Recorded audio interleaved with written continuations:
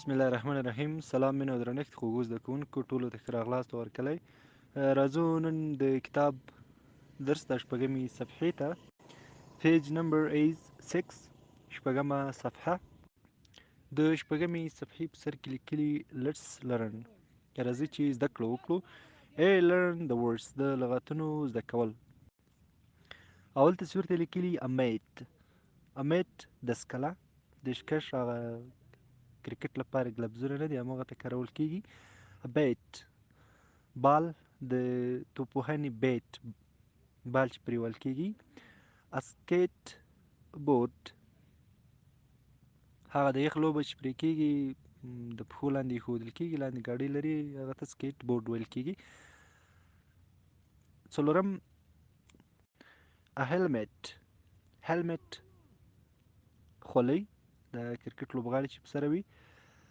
پنځم ټینس بال د ټینس توپ. شپږم ټینس راکټ د ټینس هغه جال، ټینس توپ چې پرې وهل کېږي، په یو لاس نیول کېږي، لوبه پرې کېږي. اووم فیشنګ رود. فیشنګ رود د ماهیانو هغه رسۍ چې ماهیان پرې نیول کېږي. او اخیرنی بکټ. بکټ یو سطل.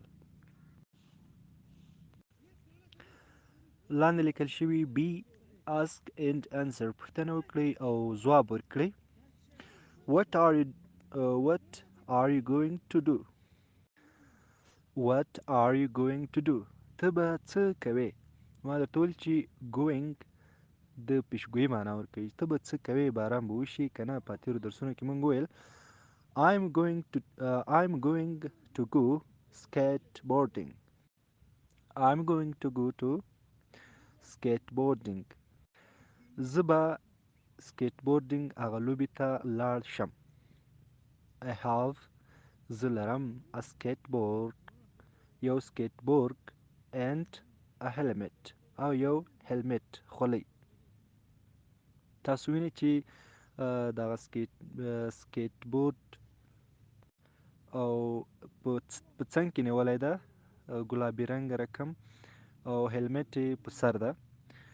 نو لاندې لیکل شوي په جدول کې what are you going to do؟ ته به څه وکړې؟ I'm going to go skateboarding. زه سکیټ بورډینګ لوبې ته ځم.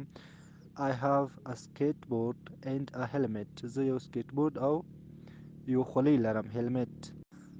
همداشان ښي طرف ته لیکل شوي go skateboarding. سکیټ بورډینګ ته تلل. play tennis د ټینس لوبه کول. play baseball د بیسبال لوبه کول. go fishing ماهی نیولو ته تلل. راځو اوومې صفحې ته. د اوومې صفحې په سر کې لیکلي ask and answer پوښتنه وکړئ او ځواب ورکړئ. what's he going to do؟ هغه به څه وکړي؟ he is going to play baseball. هغه به د بیسبال لوبه وکړي. he has a bat and a mitt. هغه یو بیټ او دستکله ګلبزونه لري. میټ دستکش ته وایي. هغه اول تصویرو کې مونږ ویل په اوومه صفحه کې، په شپږمه کې دی listen and chant غوږ ونیسئ او زمزمه یې کړئ. what are you going to do after school؟ ته به د مکتب وروسته څه وکړې؟ څه شی به ترسره کړې؟ یعنې کوم کار به وکړې؟ هماغه تکراري جمله ده what are you going to do after school today؟ له مکتب وروسته به نن ورځ ته څه وکړې؟ دوهمه جمله are you going to play tennis with guys؟ sorry guys نه ګس، د کس نوم ده. وایي ته به د ټینس لوبه له ګس سره وکړې؟ همداشان بله جمله are you going to do your homework with Sue today؟ آیا ته به نن ورځ له سو سره خپل کورنی کار ترسره کړې؟ or are you going to eat pizza with us؟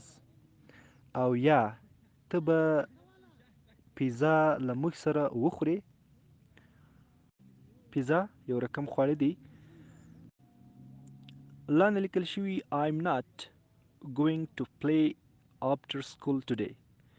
زه نن ورځ له مکتبه وروسته لوبه نه کوم. دوهمه جمله I'm not going to study with Sue.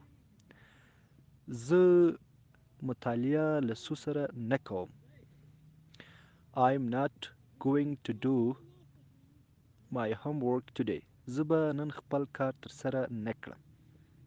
کورنی کار homework صحیح ده. اخرنۍ جمله I'm going to eat pizza with you. زه به له تا سره پیزا وخورم. ولی ما درته ویل چې going to be د پیشګویي معنا ورکوي، نو ځکه چې دا کار به وکړم، دا به وخورم، دا به وکم یا به یې نه وکم. نو په اخرنۍ جمله کې I'm going to eat pizza with you. زه به له تا سره پیزا وخورم.